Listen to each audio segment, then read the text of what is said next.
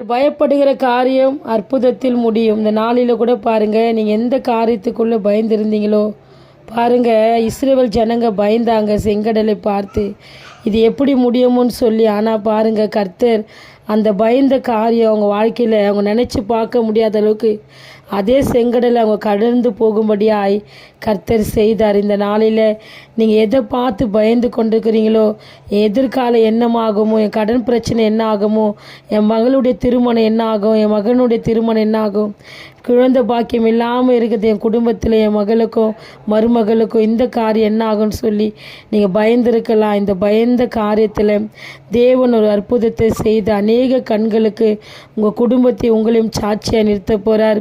இஸ்ரவேல் ஜனங்கள் ஆச்சரியத்தையும் அற்புதத்தையும் பார்த்தது போல் நீங்களும் ஆச்சரியத்தையும் அற்புதத்தையும் இனி ஒரு நாட்களில் பார்ப்பீங்க. எதை குறித்து சோர்ந்து போகாதீங்க.